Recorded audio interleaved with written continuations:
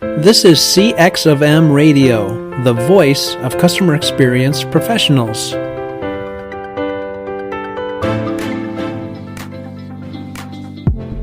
Hello, and welcome to another World of UX podcast. This is your host, Darren Hood. Thanks for taking the time to join us on today. A special welcome to all of the first-time listeners out there. Thank you for taking the time to chime in and spend time just taking in what we are sharing with you on this podcast. Sound stuff ain't popular.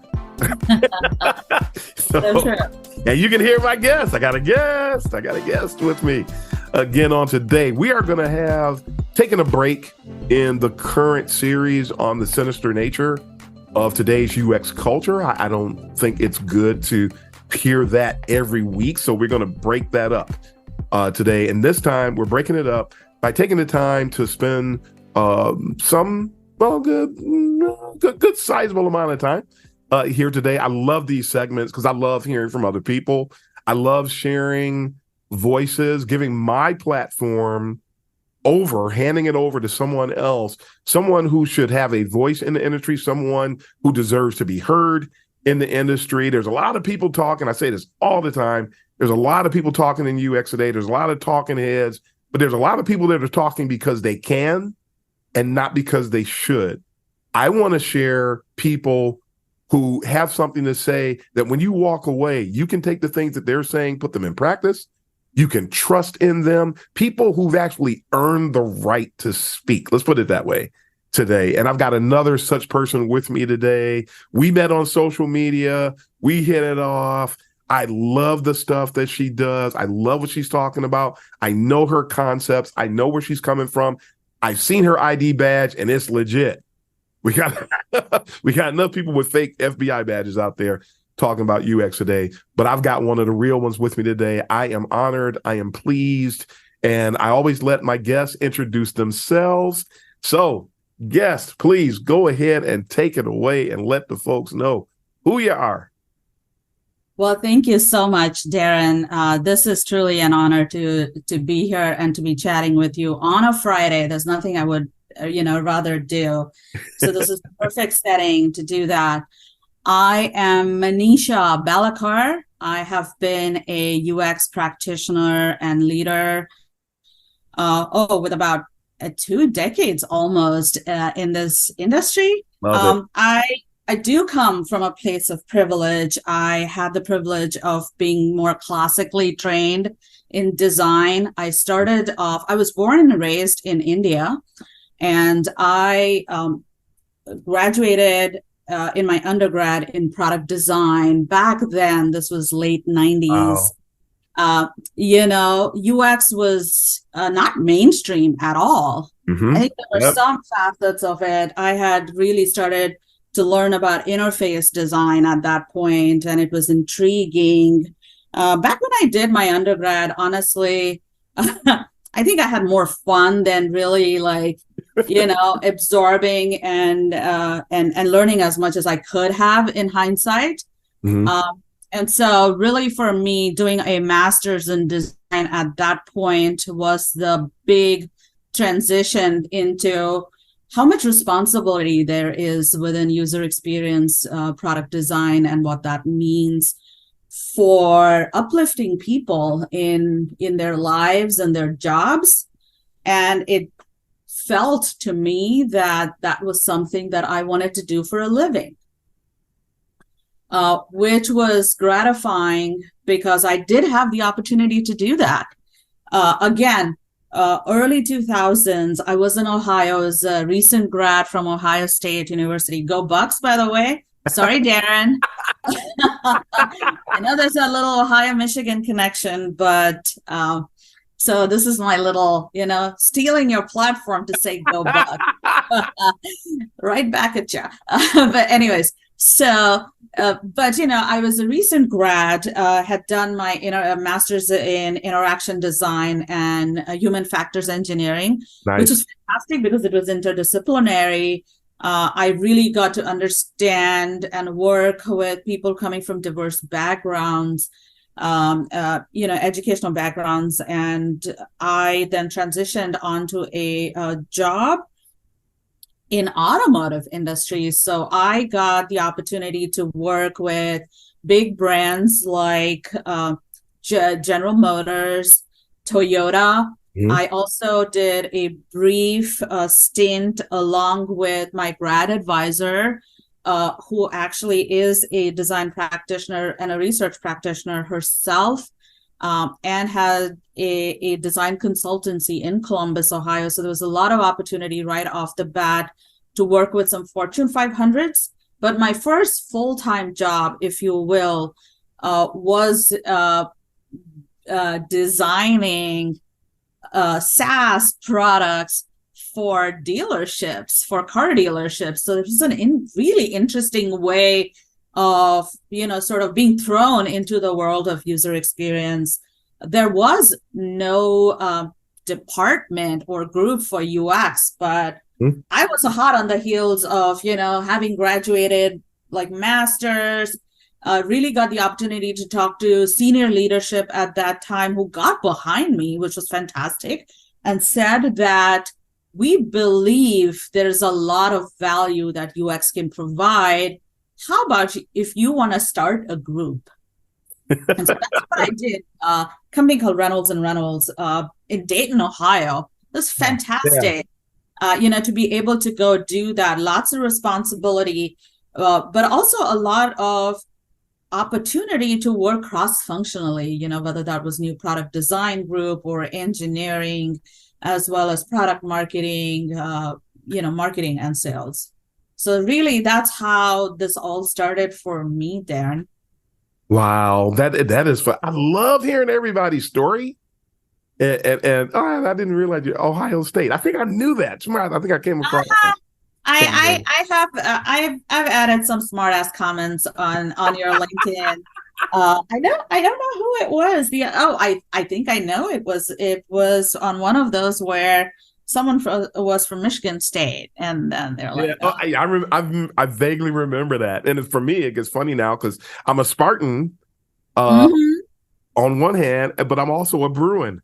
And now they're all in the same Big Ten together. So I'm just commingling all over the place. And I speak at University of Michigan. So yeah, I get everything. Yeah, I love I it. totally know. I totally know how that feels. I still root for the Buckeyes, though. I do now feel a lot more connection with Stanford. I Ah, recently finished their business program, but hey, Division I sport. Sorry, Cardinals. I'm gonna go with my Buckeyes. I always love that kind of stuff. I find that humorous. I love it. And even I won't Yeah, even get into. I'm so connected everywhere. I won't even get into all that stuff. yeah. It just gets complicated. But I just love that. I love hearing about your background. I forgot all about Reynolds and Reynolds. I remember hearing about them. So that's great. So I love just everybody's stories are just wonderful. Uh-huh. And then also I mentioned I did a set earlier with Dr. Ari, and one of the things that came up was how did you get your start? They asked me, how did you get your start? I said, hey, in the early days, nobody made a decision. You in the right place at the right time, and something comes up, and the next thing you know, you're on this journey. Yeah. That when you look back on it, all you can do is laugh because people today make a decision to get into what we now call UX. Yeah. We didn't make that Absolutely. decision. It just yeah. It's like, hey, you know what? What do you think about? Hey, do you think you might be able to? Hey, do you? It just nobody made that decision in the early days. So it's just funny how the consistency of that. Oh, absolutely. You're definitely onto something there, Darren. And I almost want to, and I feel, by the way, this topic could be a topic in itself, like, Yeah. making a conscious decision versus happy accident that just evolved over time, right? Like that's how I think of, my journey in UX. Yeah. I also wonder that it really might be more of the happy accidents or the journey that evolves over time, because I think the what you said, the more deliberate the decision making, to me, and this is again my opinion and perspective, is I wonder how much of that really has been because of social media and the attention that you now have on things, because now you have a platform where people are discussing all of this, right? Yeah, yeah. That's why, the series I did, and people bring it up to me on a regular basis. I did the series called So, You Want to Be a UXer? And part of it was we fell into it, and people are making the conscious decision. When we fell into it, we were able to confirm, and we stayed with it because we discovered we had a passion for it. We had a love for it. We knew that we fit. A lot of times today, people get into UX for all the wrong reasons. Yeah. They're not really ready for it. They're not a fit. Their skin is too thin. There's a lot of neuroticism at work with people coming to UX. And then when things don't go their way, instead of where we would like toughen up and then okay, roll my sleeves up, let's get into it. Or, oh, I made a mistake. I got to own it. I'm going to get better. I'm going to see this as an opportunity to get better. That's what we would do. Today, a lot of the things that we faced when we were coming up in the discipline, I see people facing the same things. And instead of making those same conscious EQ-rich decisions that we made, people turn around and they begin to just buck against whatever their discovery is, or they refuse to take on the thicker skin.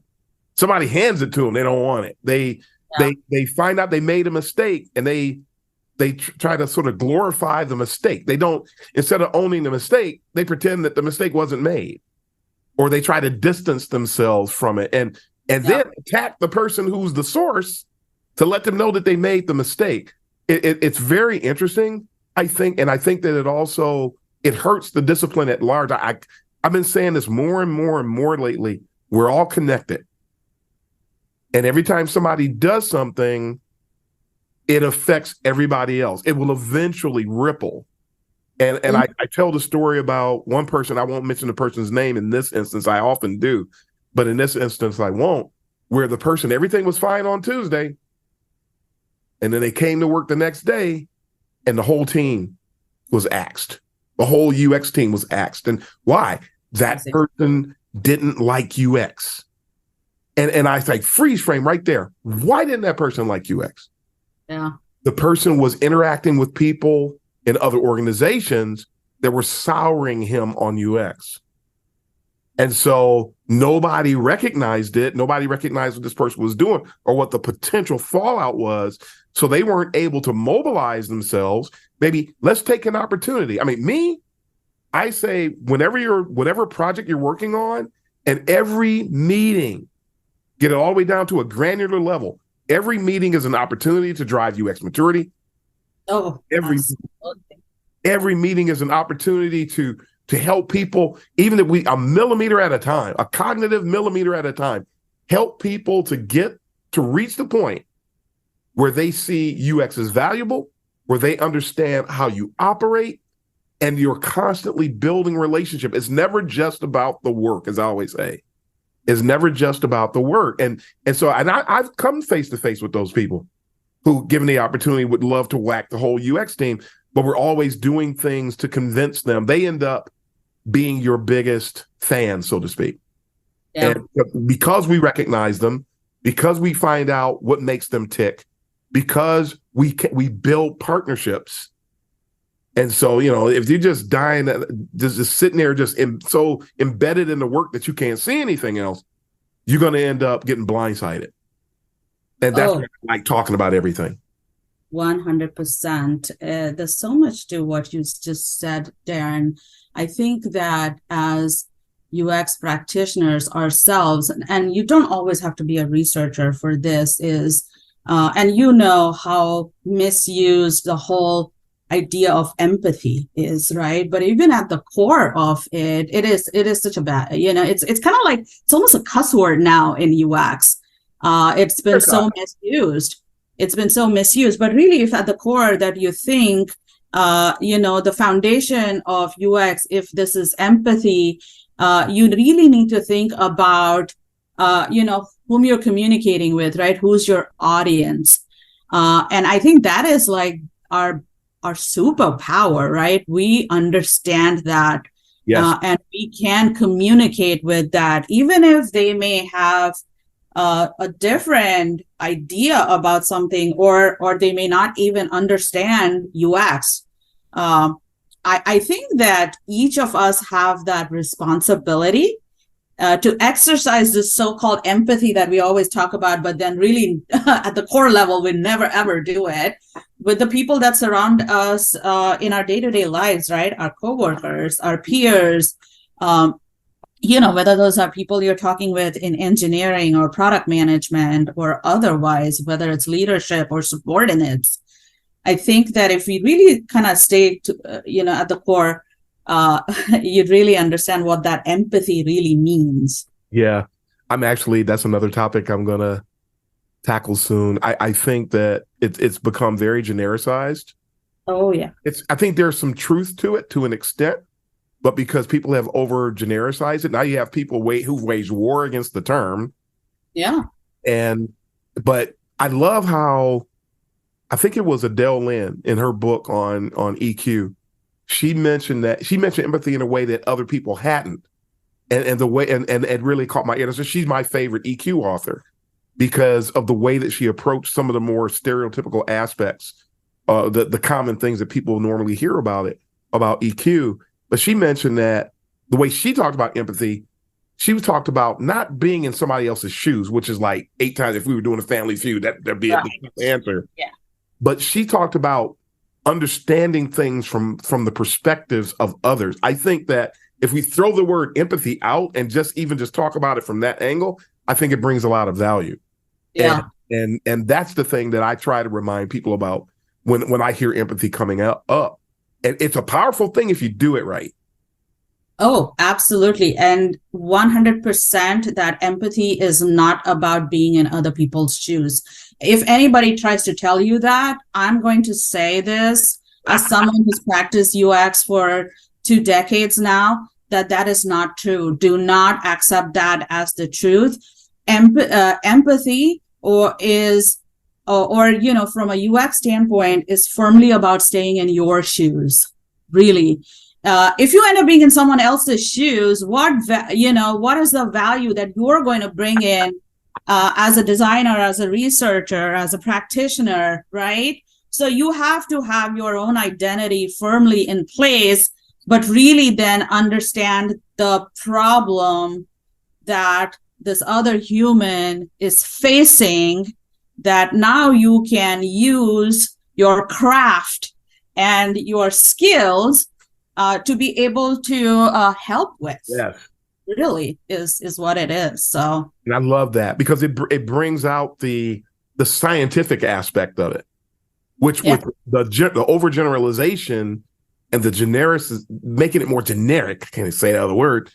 All of a sudden, they're diametrically opposed. If we're scientific about it, it's going to take some time to understand. And there's some other ways to express it. I mean, in some cases, I would just talk to people about mental models.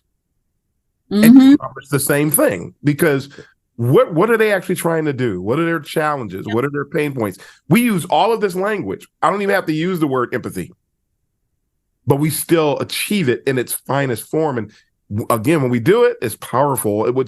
If we, it really, this made me think about something else. Like when people do these design sprints, and then they bring that word in. We do it so we can empathize. You are not going to achieve what you think you're going to achieve by having a design sprint. Yeah. Are the users in the design sprints with you? No, you say, then you're not going to achieve the same. Oh, totally. And don't even get me started on the little steps of UX, and then you see the empathize and the discover, design, define, whatever. That just, I get besides myself. I get way too excited. I get way too passionate because it just feels like, oh, you know what? You do empathy as a step. And then I always ask people, especially in interviews too, as a hiring manager, help me understand. Do you only empathize in like part 1 and then the rest of it? Right. How does that work? Right. Like, so don't even start with the whole empathize first. Well, what does that mean? That doesn't even mean anything. Yeah, that's weird stuff. But Yeah. let's go on to another question. I love the discussion. We know this is going to happen anyway. Yeah. How did you get in the, you did mention how you got into UX. So I'm going to mark that and remove that part. But let's move on to another one. You told me how you got started. Fantastic story, fantastic backstory on that one. Over the course of your 20 years, what do you think? What stands out to you in having been your biggest success, your fondest memory about your time in UX thus far? Oh, I think I've been exceptionally fortunate in having a lot of great memories to go, even as an individual contributor, just learning things on the job, doing a lot of things that weren't right. Now that I kind of see things, I made lots of mistakes, but I definitely seem to have learned from them because I've been pretty successful in my career. I think for me, the most pivotal point was when I didn't even realize this. It was leaders and my peers around me at Reynolds and Reynolds who actually understood that and said, I think it's time for you to move into a leadership role. And I was like, oh, I really never thought about that. I still like designing. I don't know how many of us go through this, but we still feel like we need to hold on to like some designing because it's such a big, it's a core part of what we do. Yeah. But I think that was pivotal. And for me, that was challenging for a while, being able to delegate something, that responsibility of, finding someone else to work and to design, and then your coaching was challenging at first because you always want to like hold on to that. I don't know what it is. It's not so much about control as it is about just wanting to, still be a part of that action, I believe. But for me, over time, it was incredibly liberating to not be designing anymore and to find trusted allies and people in my team. And I realized this, back then, and I think that was sort of that pivotal point that sort of began my success into leadership, was letting go of that feeling, actually hiring people who did designing far better than I did. Like, oh, yes, I would never have done that. That's great. And the time I found that I appreciated that was, but I felt like, ooh, I feel like a growth moment in my life, like when you know that it's okay, you don't have to be the best designer in the room, but you do know how to bring the best designers in that room, for your organization. So I think that was what was fantastic. What was also interesting for me at that point was that back in 2014, I was already Reynolds and Reynolds. A lot of my leadership was behind me, director role. And then my husband had an opportunity to move to the West Coast. And I've always wanted to move to the West Coast. When you're in the Midwest, you think about things like, sun and not having a lot of snow. And so I actually quit a job that I loved, kind of mid-career, if you will, moved to Portland, Oregon, with no plans of, what would I do other than this confidence that I would have an opportunity that I would be looking for. I wasn't too concerned. My husband had asked me that, is this the right decision we're making? Because he's like, we don't have to do this. And I said, well, I want to do this. And so it was great. I had an opportunity at that time to work with a design agency. I love design agencies. I did find out that that is not the environment for me. I felt that I felt more fulfilled when I was part of an organization that just didn't do product ideation, but also did the product execution, delivery, and everything. So I felt I was greedy. I was wanting to do everything. 2015, I'm at Thomson Reuters, which is big organization, tax and accounting, a particularly complex ecosystem that really needed UX. So that was sort of my pivotal journey, if you will. Okay. Let's flip the coin now. What do you feel was your biggest challenge in your career? Championing UX, I think, and I hate the word championing. It feels like, you're the underdog, and we're not the underdog. We are co-dogs. I don't know how to call this, without pressing a bunch on this, but we are equal partners in any organization. And I think that by far is the most challenging. It is when you might be a mid-level, director level, UX leader, but you might not have C-level support. That tends to fail. You might be at this, but then you don't have the right team or the right mid-management organization, then it's going to fail. So I think really for me, that has been the challenge, is how do I get that right mix where there is enough support from C-level executives to be able to bring UX to the forefront along with product and engineering, and really be able to practice that so that we can make the difference that we know how to. Awesome. Okay, so those are all our preliminary questions. Now we get into the fun part. Now we get into the fun part. Not that we weren't having fun before, but this is going to be all over the place. We have 4 topics that we want to dive into in our remaining time. And when we were going through what I call the warm-up part, the pre-recording, you were telling some fantastic stories about things that you were doing with mentoring. I'm like, people would love to hear Manisha talk about this. So let's talk about some of the things that I literally typed it out, your mentoring journeys. So tell the audience different things that you've been doing from a mentoring standpoint, anything related to UX mentoring. I just have so many great things to say about this. So go ahead and just run with it. Absolutely. And stop me, because I can go on talking about mentoring for hours, I think.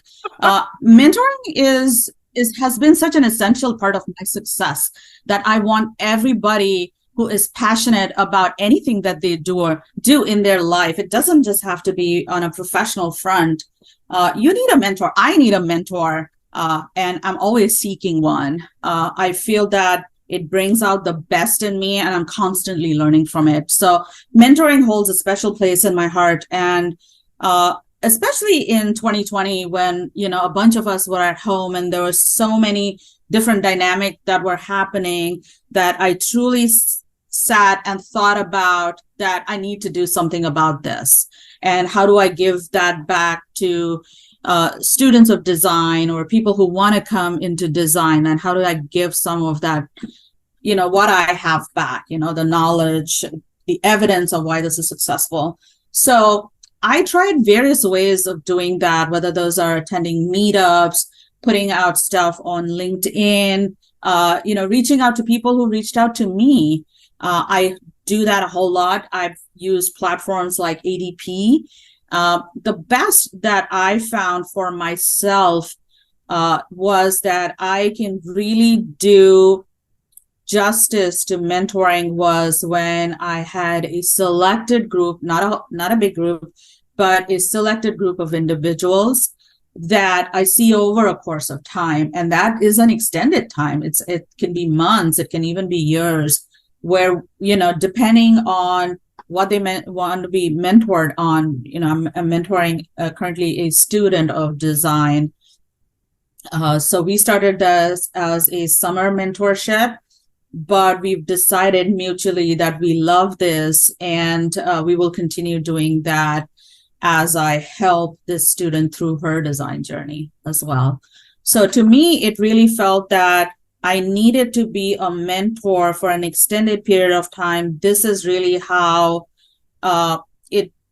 it's not like a disservice to the mentees.